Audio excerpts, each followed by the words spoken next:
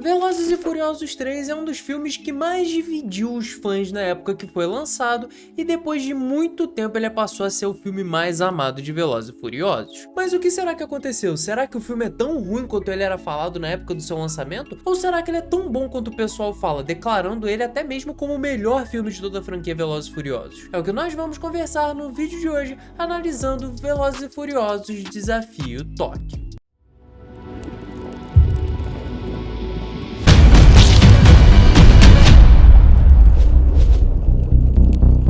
Fala galera, bora bater um papo? Eu sou o Joca, você está no Origem Geek, sejam muito bem-vindos. Quando lançou Velozes e Furiosos 3, todo mundo ficou se perguntando, cadê o Brian? Cadê o Toretto? Cadê toda aquela galera que a gente conhecia? Porque apenas novos personagens foram introduzidos numa jogada extremamente corajosa do estúdio. Resolveu fazer uma sequência totalmente desconectada com tudo que a gente tinha visto em Velozes e Furiosos até aquele momento. Que beleza, um pouquinho mais pra frente foi explicado, mas foi uma explicação bem mais ou menos, acho que enrolaram um tempo demais, vou falar melhor ao longo do vídeo de hoje. Mas antes de eu começar a analisar Velozes e Furiosos 3 Desafio Tóquio, já deixa aqui nos comentários o que você acha desse filme. Se ele é um dos seus favoritos, se ele é até mesmo o seu favorito, ou se você o detesta e prefere até mesmo as porcarias que a gente tem visto recentemente em Velozes e Furiosos. E se você ainda não é inscrito no canal, já vai deixando o seu like, se inscrevendo e ativando o sininho, porque eu tenho trazido uma série nova aqui no canal, analisando todos os filmes de Velozes e Furiosos até o 9, porque o 10 já tem uma análise aqui no canal.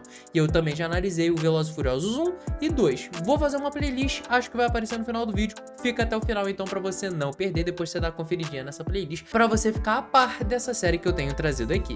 E agora, sem mais enrolação, vamos começar com a nossa análise. Uma das coisas que dá pra reparar logo de cara desse filme é que ele tem o início mais frenético de todos os Velozes e Furiosos. De todos os Velozes e Furiosos que eu digo dos seus dois anteriores, óbvio. Porque ele começa com uma corrida de rua entre dois adolescentes que estavam brigando por conta de uma garota. Mas não foi só isso, tão simples assim, apenas uma corrida de rua por conta de uma garota. Não, foi a curiosidade e a dúvida da gente ter visto todo um novo elenco, uma jogada extremamente corajosa do estúdio, como eu falei anteriormente. E que essa jogada só foi ser admirada pelos fãs anos depois do seu lançamento, porque eu lembro de, na época, eu era molequinho, mas eu lembro de, tipo, todo mundo falando que Velozes e Furiosos 3 era uma porcaria, porque não tinha o Brian, porque não tinha o Toretto, não tinha ninguém que a gente conhecia.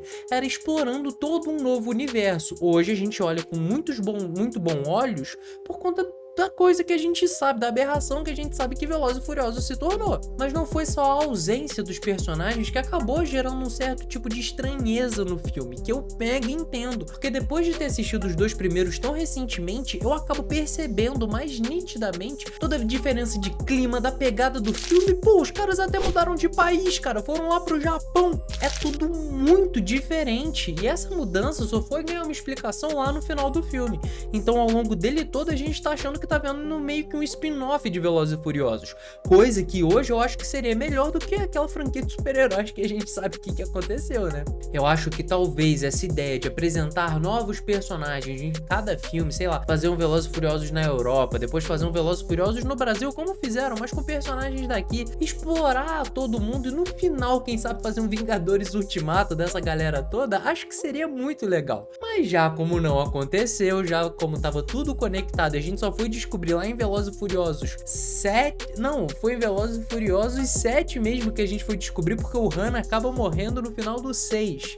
Cara, a ordem cronológica de Velozes e Furiosos é uma confusão, é mais difícil do que acompanhar os filmes da Marvel atual, cara. E uma coisa que é engraçada é que apesar de todas as diferenças desse filme pros seus dois primeiros, é que eles acabam pegando alguns elementos extremamente semelhantes com o primeiro filme de Velozes e Furiosos, porque a gente começa o filme com um garotão que gosta de carro, mas não sabe dirigir tão bem e que acaba desafiando o bonzão da corrida, o cara que é o herói das ruas, o maior piloto que o universo já viu. Resultado, ele acaba destruindo um baita carro massa, ficando com a garota que tem relação com o rapaz e no final virando amigo e trabalhando pro cara que é o bonzão da corrida. É mais ou menos assim que funciona tanto Velozes e Furiosos 1 com o Brian e com o Toretto, a parte da garota a Mia, que tem conexão com o Toretto, e no Velozes e Furiosos 3 o Sean, que acaba tendo um contato com a garota que nesse caso não é a irmã do DK, que é o cara bonzão da corrida.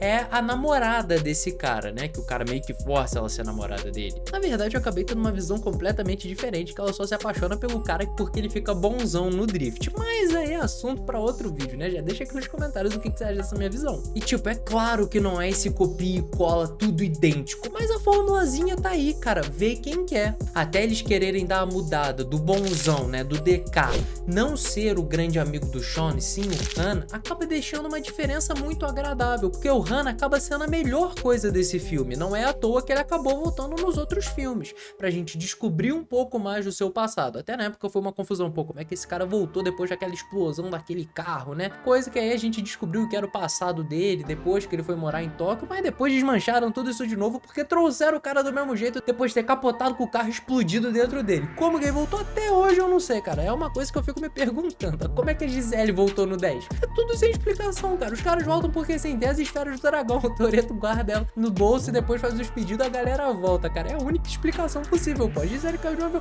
Mas beleza, esse assunto lá pra quando a gente estiver falando de Velozes e Furiosos 6. E não tem como a gente dividir o sentimento que a gente sente pelo Han depois de ter assistido todos os outros filmes, né, galera? Eu tento ter uma visão mais, sabe, pô, da galera da época, qual que é a sensação que esse pessoal sentiu quando viu no cinema, mas é impossível fazer isso, porque eu sei de toda a história do Han, eu sei da história dele com a Gisele, eu sei da história dele com o Dominique Toretto, eu sei da história dele com toda a família, né? Então, tipo, eu não consigo dividir o que eu sinto por ele, então eu tentei pegar, tipo, pô, vamos se esquecer do que acontece nos outros filmes, vamos se esquecer do passado do Han e vamos pegar ele como personagem só desse terceiro filme.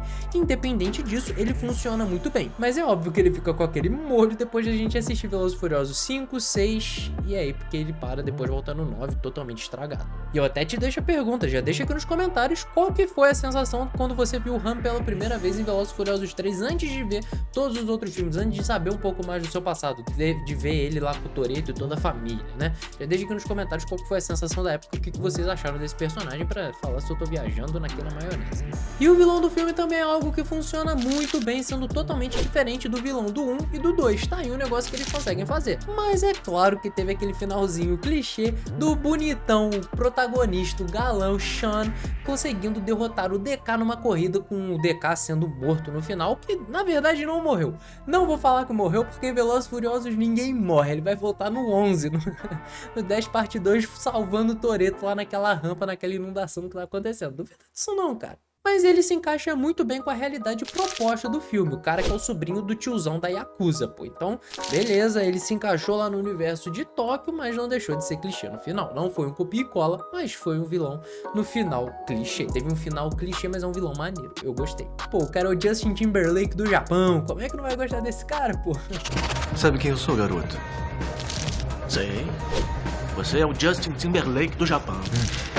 Inclusive, esse filme tem as melhores falas, os melhores diálogos de todos os Velozes e Furiosos. Sabe o que o Descartes quer dizer? Doido Kong? Pô, fala a verdade, cara. Muito bom. Sabe o que DK quer dizer? Doido Kong? Drifting King. Drifting?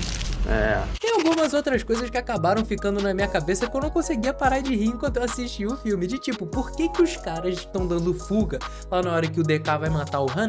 Por que os caras, ao invés de correr em linha reta, correr com pessoas normal de carro, por que eles saem correndo dando drift, pô? Pra deixar mais maneiro?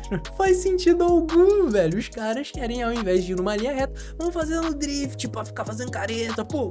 É engraçado, é tosco, mas é legal também de se ver. Fala a verdade, pô. Você prefere ver, pagar pra ver um carro correndo em linha reta ou os caras fazendo drift com os carrão? Os caras fazendo drift com o carrão, pô, fala a verdade. E o Toretto aparecendo no final com bandoleiros tocando ao fundo, cara, foi a cerejinha do bolo, deixando tudo um pouco mais especial e a gente, poxa, então realmente é Velozes e Furiosos. Mas uma pena deles terem esperado, pô, anos pra gente conseguir entender um pouco mais daquela história. E uma coisa que acabou passando na minha cabeça também, o Sean não perdeu o posto de DK depois de ter perdido pro Toretto, porque a gente foi descobrir lá no 7 que ele perdeu pro Toretto. Então, né, fica uma situação assim, ele não é tão bom quanto a gente achava, ou o Toretto que é realmente o Relâmpago McQueen. É a única coisa que explica. Mas no final do dia, Velozes e Furiosos 3 Desafio em Tóquio é sim um bom filme. Melhor que o segundo? Talvez, acho que sim. Melhor que o primeiro? Acho que não. Até por isso que eu já peço pra você deixar os seus palpites aqui nos comentários. E aproveita também se você não fez isso até agora, deixar o seu like, se inscrever no canal e ativar o sininho pra você não perder nenhum vídeo, porque aqui são vídeos novos todos os dias com conteúdo variado e pra você não perder essa série de Velozes e Furiosos que eu tô amando fazer. Fala a verdade, tá sendo muito irado. Mas é isso, eu espero que vocês fiquem bem. Forte abraço em todos vocês. Falou.